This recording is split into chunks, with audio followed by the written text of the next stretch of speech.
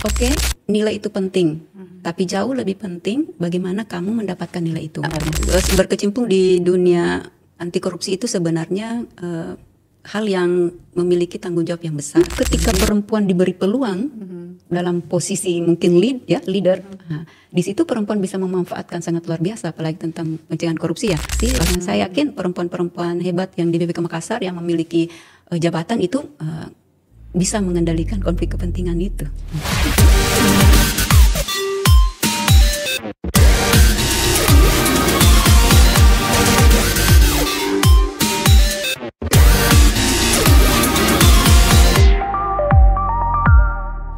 Assalamualaikum warahmatullahi wabarakatuh, Sobat BPK Makassar. Jumpa lagi dalam episode kali ini, ngobrol seputar integritas.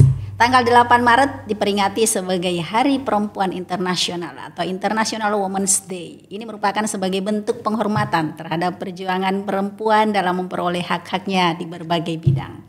Berkaitan dengan hal tersebut, maka pada Ngobras kali ini kita akan mengusung tema peran perempuan dalam mencegah korupsi.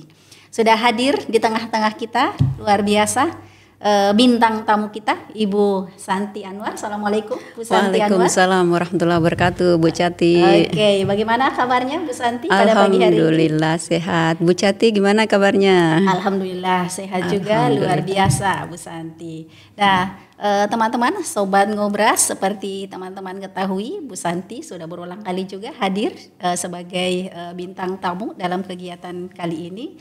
Tapi tidak ada salahnya saya mengingatkan kembali, beliau ini adalah penyuluh anti korupsi. Beliau juga adalah ketua unit pengendalian gratifikasi di Balai Besar Pelatihan Kesehatan Makassar. Jadi dengan berkaitan dengan tema kita pada kali ini, beliau bersedia untuk sharing berkaitan dengan tema kita, peran perempuan dalam mencegah korupsi. Ya, terima kasih juga Bu Cati. Oke, baik nih Bu Santi. Sebagai pendahuluan nih, tentu teman-teman Sobat Ngobras ini pengen tahu nih banyak hal berkaitan dengan peran perempuan dalam mencegah korupsi ini. Seperti kita ketahui banyak kasus nih yang sekarang terungkap ya. Nah, gimana sih berkaitan dengan tema mengapa sih penting membahas peran perempuan dalam mencegah korupsi baik di lingkungan rumah tangga maupun di dunia kerja? Menurut Bu Santi gimana Bu Santi? Oke, baik. Kalau ditanya seberapa penting sih peran perempuan dalam hal mencegah korupsi dari segi di tatanan rumah tangga ataupun di lingkungan kerja itu sendiri ya, tentu sangat penting ya, karena ada beberapa alasan. Yang pertama mungkin karena perempuan itu adalah sekolah pertama bagi di rumah ya, bagi anak-anak tentunya. Kemudian yang kedua, di lingkungan sosialnya sendiri perempuan itu mempunyai peran yang andil untuk menyuarakan apa yang harus disuarakan. Kemudian dari sisi di lingkungan kerja sendiri perempuan itu punya peran yang penting untuk dapat memperkuat sistem dan pengawasan tentunya di setiap dimanapun dia bekerja. Mungkin itu Bu Canti. Bu Cati. Baik, berarti ibu rumah tangga ini juga sebagai pengawas. Iya, betul sekali. Baik, terutama untuk pengawas bagi suaminya tentunya suami yang bekerja ya terkait dengan korupsi. Karena suami nantilah yang akan menafkahi keluarga ya, seperti itu. Oke, baik Bu Santi. Nah, berkaitan dengan peran perempuan dalam pencegahan korupsi di lingkungan rumah tangga tadi nih Bu Santi. Mungkin ada contoh sederhana kira-kira tindakan anti korupsi yang bisa diterapkan dalam kehidupan sehari-hari di lingkungan rumah itu seperti apa barangkali? Oke. Baik, pertanyaan yang sangat menarik. Tadi sudah kami sampaikan bahwa perempuan atau ibu itu adalah madrasah pertama di rumah tangga. Tentu untuk menyampaikan bahwa contoh seperti apa sih yang harus kita berikan atau contoh seperti apa bentuk-bentuk pencegahan korupsi di tingkat rumah tangga. Yang pertama tentunya sebagai ibu atau perempuan ya, yang pertama adalah memberikan contoh kepada anak-anak yang ada di rumah ya. Kemudian yang kedua adalah selain memberikan contoh, tentu memberikan ruang di rumah tangga, ruang komunikasi yang terbuka di keluarga, itu yang bisa kita lakukan. Nah, contoh konkretnya mungkin saya bisa sharing pengalaman pribadi ya untuk dari sisi anak-anak itu. contohnya adalah terkait dengan kejujuran ya. Kita tahu kalau anak-anak kan biasanya sekolah nih Bu Cati ada ujian dan sebagainya ya. Biasanya anak-anak itu dituntut untuk dapat nilai yang bagus. Kalau dari saya pribadi sebagai orang tua yang saya sampaikan kepada anak saya, oke, nilai itu penting. Tapi jauh lebih penting bagaimana kamu mendapatkan nilai itu. Mama bangga dengan nilai yang kau peroleh dengan usahamu daripada kau dapat nilai yang tinggi tapi hasil dari tidak jujuran.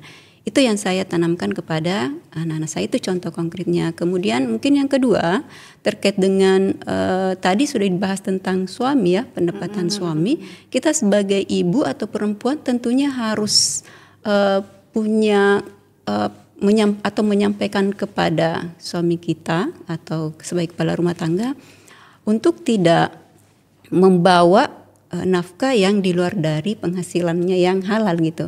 Oke. Karena itu semua akan masuk ke dalam betul tubuh, sekali, jadi darah dan ya. daging ya Bu Santi ya.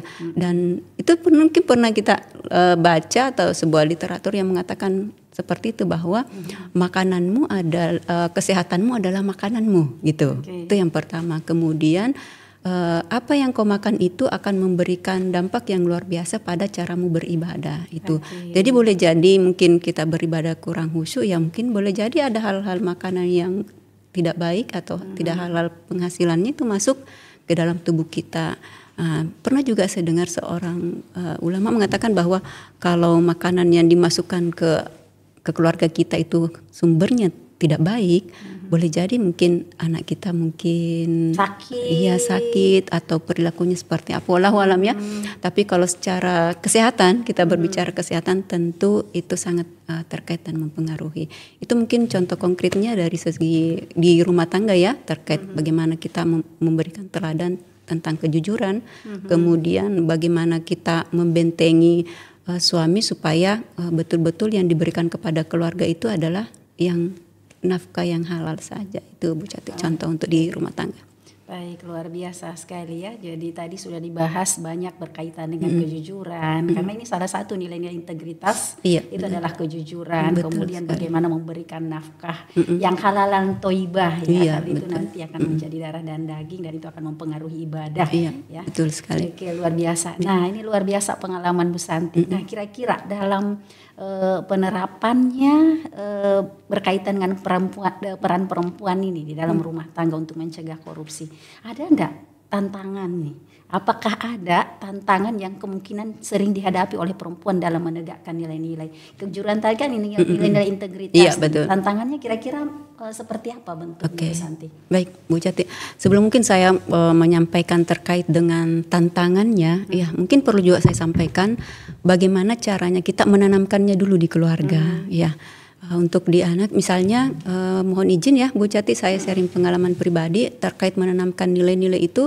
Ada banyak cara mungkin selain dari panutan kita sebagai orang tua, kita bisa melalui cerita, misalnya talfilo atau ketika kita mau tidur kita bacakan dongeng tentang nilai-nilai integritas, dan itu di komunitas kami di Penyuluhan Anti Korupsi itu ada buku dongeng terkait dengan penanam nilai integritas, dan itu yang kami bacakan menyampaikan kepada anak seperti ini. Jadi ketika anak-anak disudutkan pada sesuatu, dia bisa punya cara untuk menanggapinya.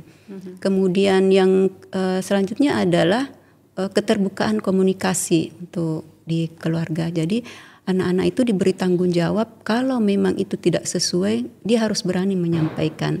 Meskipun itu orang tua yang suruh gitu. Harus berani menyampaikan bahwa itu tidak sesuai dengan saya. Jadi itu demokrasi di rumah tangga juga itu penting, tapi harus dengan batasan-batasannya. Oke, terkait dengan tantangannya ya, kalau di sekitar rumah tangga, contoh ya Bu Cati, saya kan sebagai ibu rumah tangga juga sebagai istri seorang ASN ya. Kemudian suami kami itu ya bersinggungan dengan pelayanan publik yang banyak, jadi boleh jadi ada peluang-peluang ya, ada pemberian gratifikasi dan sebagainya. Itu tantangannya sangat luar biasa itu. Tiba-tiba dia datang ke rumah terus bawa gitu ya, bawa durian dan sebagainya ya gitu. Nah, tentu itu itu tantangan yang sangat luar biasa. Nilai-nilai sosial yang ada di masyarakat itu mengatakan nggak apa-apa, itu bisa saja kan, itu sudah sering kan gitu. nggak ada yang tahu kan. Iya, nggak ada yang tahu. Jadi ketika ada yang seperti itu, sebelum ini kan kita sudah komunikasi dengan suami bahwa jangan sekali-sekali membawa sesuatu di rumah. Saya sebenarnya sudah menyampaikan, tapi orangnya sendiri yang datang gitu. Nah saya, makasih banyak Ibu, sudah nanti lain kali nggak usah bawa apa-apa ya, tanpa bawa apa-apa pun, insya Allah kalau berkasnya lengkap dan sebagainya itu akan diproses dengan sesuai dengan aturan yang ada. Dan sejak itu tidak ada lagi yang bawa ke rumah. Sudah saya sampaikan seperti itu. Itu mungkin tantangannya. Kemudian yang kedua adalah itu tadi ada stereotip gender mungkin di lingkungan rumah tangga atau lingkungan dekat rumah dan sebagainya. Itu tadi biasa itu kalau kita urus KTP kasih saja uang capek gitu.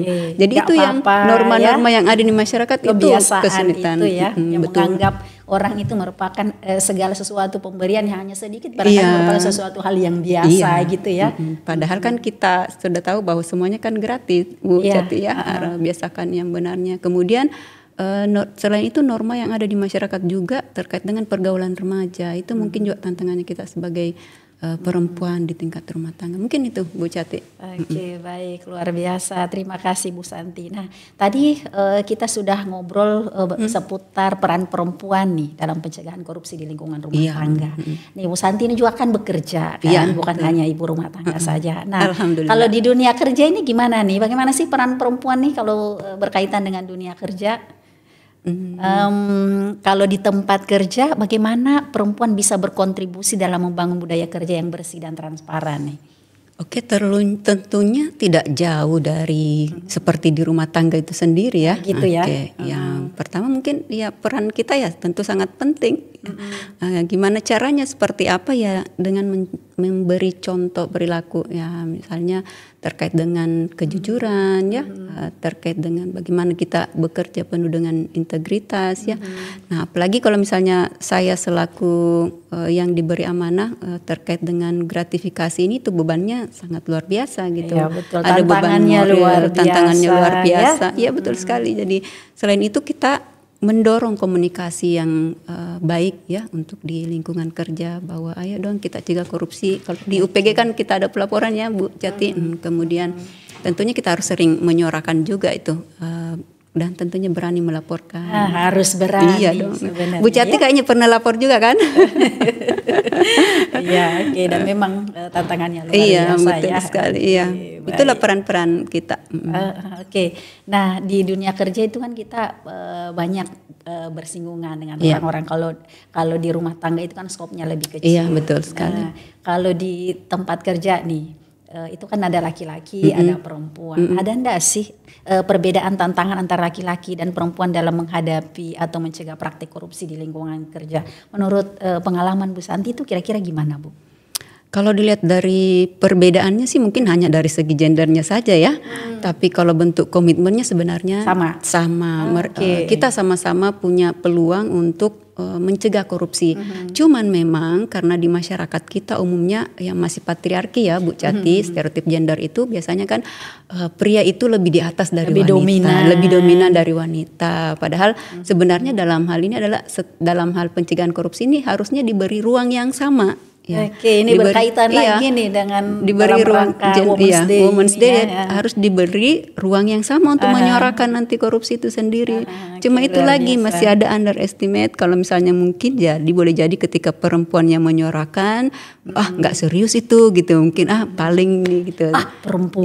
Iya gitu, pasti pakai perasaan aja gitu kan. Nah, tapi enggak, kita harus setara, kita harus punya peluang yang sama untuk menyuarakan anti korupsi di tempat kita bekerja gitu. Oke, baik, luar biasa. Berkaitan dengan korupsi nih, itu kan salah satu beberapa bentuk korupsi itu seperti kita ketahui ada konflik kepentingan, gratifikasi. Nah, bagaimana sih sikap perempuan? Bagaimana sih seorang perempuan bisa bersikap ketika menghadapi situasi yang berkaitan dengan dua hal tersebut gitu, konflik kepentingan dan gratifikasi? Oke, yang pertama mungkin terkait konflik kepentingan ya. Kalau perempuan ini ya memiliki kewenangan atau jabatan, ya betul. Kalau saya kan mungkin jabatannya mungkin karena cuma widaiswara mungkin konflik kepentingannya mungkin tidak terlalu ini terkait kebijakan. Tapi kalau dia seorang perempuan, kemudian dia punya jabatan yang mungkin bisa membuat sebuah kebijakan, nah ini mungkin bisa menjadi punya kontribusi, punya peluang gitu ya. Punya peluang dalam hal konflik kepentingan itu sendiri. Nah itu bagaimana? Mencegahnya itu tentu dia punya batasan. Batasannya seperti apa itu adalah nilai dan norma yang dia anut itu sendiri. Nah apalagi kita kan di BPK Makassar sudah ada nilai-nilai organisasi. Saya yakin perempuan-perempuan hebat yang di BPK Makassar yang memiliki jabatan itu bisa mengendalikan konflik kepentingan itu. Itu yang perlu kita percayai gitu. Apalagi tadi pertanyaannya Bu Jati? Kalau dikaitkan dengan gratifikasi tadi konflik kepentingan, gratifikasi ini gimana nih? Ya, kalau gratifikasi kita sebagai perempuan biasanya kan merasa tidak nyaman ya menolak ya. Aduh nanti tersinggung atau gimana ya. Lebih banyak gak enaknya gitu. Nah mungkin mulai sekarang kita sebagai perempuan ya harus berani speak, ya harus berani menyampaikan bahwa pelayanan di sini adalah sesuai standar. Tanpa Anda memberi ataupun memberi itu tidak mempengaruhi pelayanan kami. Jadi lebih baik yang ingin diberikan itu tidak perlu diberikan. Dan saya rasa pimpinan juga sudah mendukung dengan di setiap surat tugas kan ada itu ya, dilarang menerima. Nah itu peluang-peluang untuk mencegah korupsi itu bisa kita kontribusikan luar biasa untuk organisasi kita Bu Cati. Mungkin itu peran Bu Cati. Pimpinan juga ini punya kontribusi yang luar biasa. Apalagi kalau pimpinannya perempuan ya. Iya, masih ingat kan dulu waktu pimpinan perempuan itu gimana kan. Jadi memang ketika perempuan diberi peluang dalam posisi mungkin leader. Nah, di situ perempuan bisa memanfaatkan sangat luar biasa apalagi tentang pencegahan korupsi ya. Kalau pimpinannya berkata A ya, bawahannya pasti ikut dong. Gitu. Tapi beda lagi Bu Cati kalau pimpinannya berkata A terus melakukan B, gimana tuh? Gitu. Pasti bawahannya mengatakan, pimpinan tak saja begitu. Gitu. Ya. Mungkin itu. Baik, luar biasa Bu Santi, terima kasih. Selanjutnya strategi dan solusi. Nah kira-kira apa langkah konkret yang bisa dilakukan perempuan untuk lebih aktif dalam gerakan anti korupsi ini, baik secara individu maupun di komunitas. Menurut Bu Santi gimana nih? Iya. Izin sharing pribadi ya Bu Jati ya. Silakan. Ini nih yang ditunggu-tunggu sebenarnya. Berkecimpung di dunia anti korupsi itu sebenarnya hal yang memiliki tanggung jawab yang besar. Nah, itu yang pertama. Niatnya untuk menjadi penyuluh itu kan awalnya dari situ bahwa sebagai benteng ya meningkatkan kesadaran akan pentingnya anti korupsi. Nah, tugasnya kita adalah bagaimana memberikan edukasi tentang anti korupsi itu sendiri, tentang korupsi itu sendiri seperti apa. Kemudian kita sebagai perempuan bergabunglah dengan komunitas-komunitas, misalnya penyuluh anti korupsi, banyak komunitas perempuan-perempuan berdaya di luar sana ya, daripada tinggal merenung dan sebagainya ya, mungkin bisa membaca dan sebagainya, kemudian memanfaatkan media sosial ya. Dari media sosial itu kita manfaatkan mengirimkan quote-quote yang membangun perempuan, ya, membangun semangat perempuan, membangun semangat anti korupsi, dan tentunya kalau ada peluang-peluangnya di internet itu sudah sangat banyak informasi-informasi terkait dengan korupsi dan pencegahannya, itu juga ada kelas untuk perempuan, itu bisa diakses juga. Yang intinya dari pribadi sendiri kita sebagai perempuan itu bentengnya Bu Cati, mungkin itu. Oke, baik, terima kasih Bu Santi. Nah, sebagai penutup, apa pesan atau ajakan bagi para perempuan agar lebih berani dalam menegakkan nilai-nilai yang anti korupsi di lingkungan masing-masing? Mungkin ada pesan-pesan Bu Santi? Iya, sebelum menyampaikan pesan mungkin saya ingin menyampaikan bahwa meskipun saya ini seorang penyuluh ya, ataupun sebagai yang diamanahkan sebagai UPG, saya juga tidak luput dari kesalahan ya. Namanya juga saya manusia biasa. Nah, yang berintegritas itu adalah ketika tahu bahwa ada kesalahan dan berusaha untuk memperbaikinya itu. Nah, untuk perempuan-perempuan yang di luar sana, yang di BPK Makassar, dimanapun berada, pesan saya adalah jangan takut untuk berbicara dan bertindak karena suara kita penting. Perempuan memiliki kekuatan untuk merubah dunia. Yes. Mari kita gunakan kekuatan itu untuk menciptakan masyarakat yang bebas dari korupsi. Oke, luar biasa Bu Masya Allah, Santi. tabarakallah. Oke, terima kasih. Baik, terima kasih banyak Bu Santi. Dengan senang hati atas, Bu Cati. Terima kasih obrolannya juga baik, ya. Baik, terima kasih banyak. Masih luar banyak biasa. sebenarnya ya kita ngobrolkan, namun waktu Karena juga lah waktu yang terbatas ya Bu Santi. Ya, nanti edisi berikutnya. Edisi berikutnya ya. Oke, benar ya. baik. Oke. Baik, Sobat BBPK Makassar, demikian bincang-bincang singkat saya bersama dengan Bu Santi Anwar. Jumpa lagi dalam episode berikutnya yang tentunya tidak kalah menarik dengan episode yang satu ini. Assalamualaikum warahmatullahi wabarakatuh. Waalaikumsalam warahmatullahi wabarakatuh. Terima kasih Bu Oke, Cati. terima kasih.